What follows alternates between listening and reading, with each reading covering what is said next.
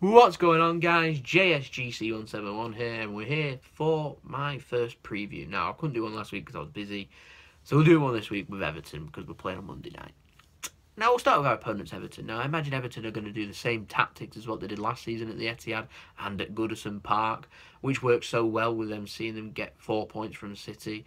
So they're going to put quite a few men, and by quite a few men I mean every single man behind the ball. Man City are going to dominate in possession. Everton are going to sit back and they're going to look to counter and hit Man City hard, and maybe have 3 or 4 shots at City and hope that they'll go in. Now, obviously, Bravo probably not going to play, so hopefully Edison might be able to save a couple of shots and not end up 4-0 like he did at Goodison Park. So Rooney probably going to start. I'm very impressed with him last week with a great header. Everton are going to put balls into the box. They're going to obviously try and be clinical. That's what Everton's game is. So we'll be interested to see Everton's new defence signings. And obviously I'm excited to see Jordan Pickford. I think he's a quality goalkeeper. I'm not sure if we're going to see Gylfi Sigurdsson or not. It'd be interesting to see if we do.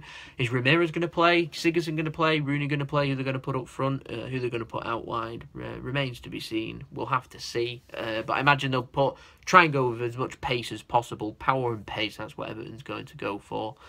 So I think Man City really do need to be careful in this game. This wouldn't surprise me if it finished 0-0. Really wouldn't. For City, I think Man City are just going to play near enough the same side as what played last week. Certainly with the same formation. Playing 3 at the back allows Man City to dominate possession. Doesn't allow us just to get 50-60% of possession. It's started to allow them to get 70-80% of possession, which is much more Pep Guardiola-like. So Edison obviously going to start in goal. 3 centre-backs kind of starts themselves, which will be Stones, Kompany and Otamendi. And then out wide, be interesting. I don't think Benjamin Mendy's fit enough to play, so we'll probably see Danilo and Kyle Walker again. Kyle Walker fully rested after not playing in that Girona game. Midfield, a little bit more difficult to predict. We're going to go with Yaya Toure, we're going to go with Fernandinho. I'd personally go with Fernandinho. I'm seeing both of them slowing down a lot. I think that's a position that Man City could do with adding in if they could. Maybe not this window because we've still got a couple of players that can play there, but certainly next summer. So I'm going to go for Fernandinho, just ahead of them. I'm probably going to go for... we'll go for David Silva and Kevin De Bruyne. Self-explanatory again. I think it's really unlucky. I think while they're playing this formation, it obviously doesn't bode well for players like Leroy Sané and Raheem Sterling, who either have to drop deeper to start and play at wing-back or play up front, or not at all, really. So I think Leroy Sané and Sterling will end up being on the bench, and we'll end up going with Jesus and Aguero because they're going to be looking for goals up front. So that's my team prediction. If it doesn't go well, I think Man City might switch back to what they were doing last season, which was kind of like a 4-3-2-1 kind of situation with a couple of wingers and one up front. I've got to do something. I would probably go for that later on into the game if we've not broke Everton down. So Leroy Sané, Raheem Sterling, great players to bring on off the bench and adds a lot of quality, certainly to Everton's tired legs. So I'd go for that if things aren't going well.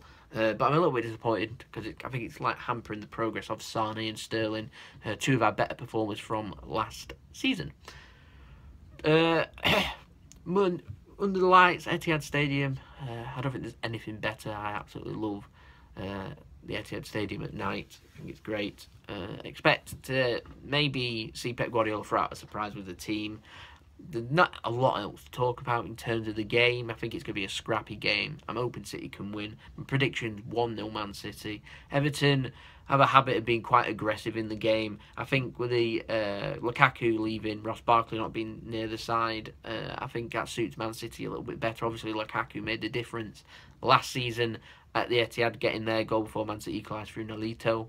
Obviously, both sides haven't got them players, so it'll be interesting to see what they do. Obviously, Pep Guardiola and Ronald Koeman are very good friends, so hopefully it won't be friendly on the pitch because competitive match, we need to be doing a lot better. If we play like we did against Girona, we're going to get beat. Play like we did against Brighton, we've got every chance of winning. If we can play like we did in a few of them pre-season friendlies, particularly towards the end against teams like Tottenham and Real Madrid, then I think City will comfortably win.